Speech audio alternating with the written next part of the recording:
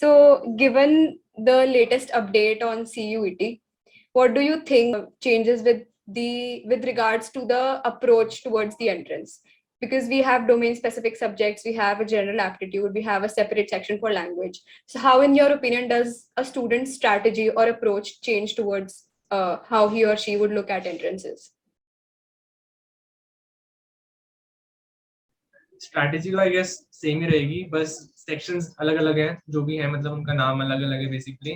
सो उसके अकॉर्डिंग वो अपना स्ट्रॉन्ग सब्जेक्ट दे सकते हैं, अपना वीक सब्जेक्ट दे सकते हैं, और वो उनको I guess 1 week to 10 days में पता चल जाता है, सबको पता चल जाता है कि किसमें वो स्ट्रॉन्गेस्ट है, किसमें वो वीकेस्ट है.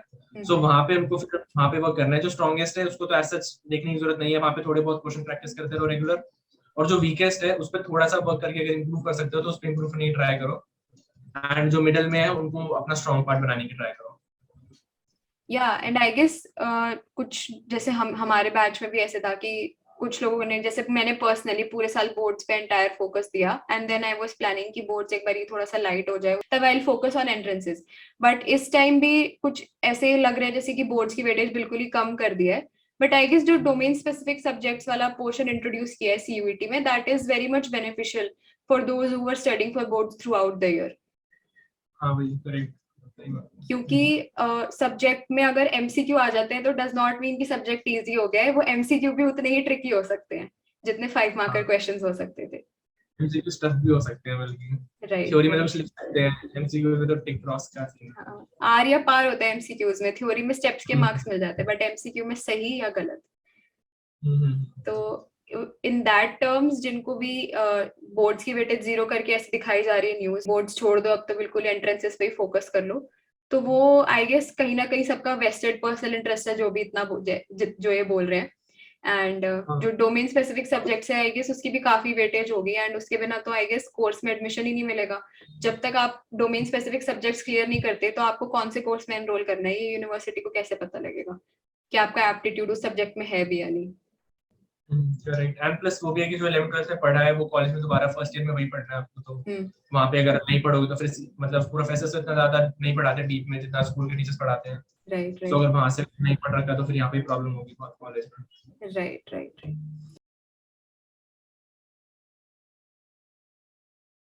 Yeah, so it's actually, in my opinion, a really good thing because before this, children used to take colleges, even the top colleges, as granted. Because if you give 12th exams, you are given easy access to these colleges. But now you really have to work hard, and everyone is on the same playing field because there's no discrimination against these boards. There is a general perception that some boards are difficult than others. So it's not really a good idea to bring up them on the same scale. So now everyone is on the same playing field and given the domain specific subjects. So it actually acquaints you before the exam only what you are going to study.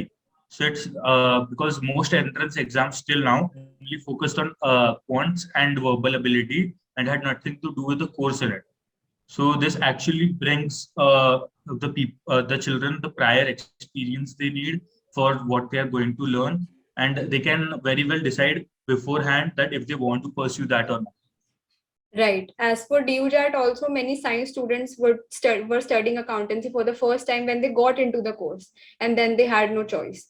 So if they're given a choice beforehand, they can just take an exam and decide whether they want to continue in that field, they want to continue with the subject or not, and that's a great point. Yeah. Okay, first of all, board's relevance has dropped completely, and since they are not giving any weightage, perhaps they might do a thing like that a minimum 60% is required to be eligible, just like the DU-JAT colleges do.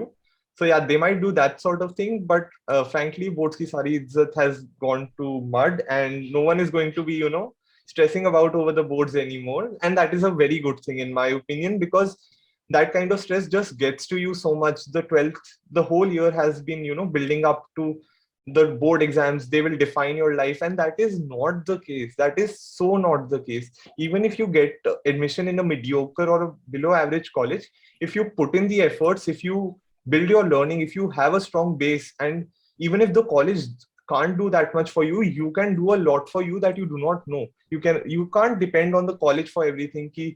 here the teachers and the coaching institutes will spoon feed me, there the college will spoon feed me for the placements. I need to do something for myself as well. And CUET, what it will be, it's an objective paper, right? So another thing that you don't need to study as much as you need to grasp what the subject is trying to impart in you, the learning aspect of it.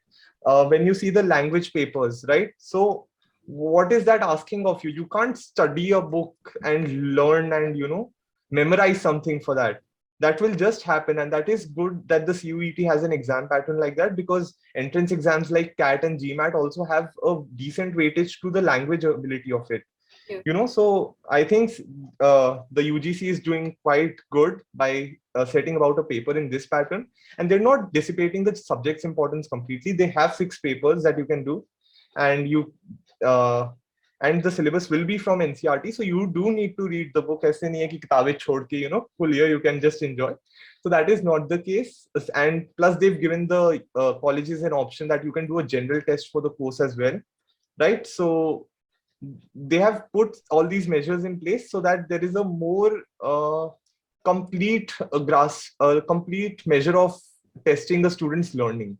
Yes. So I think that's very good. So yeah, all in all, the focus has shifted from retention to comprehension.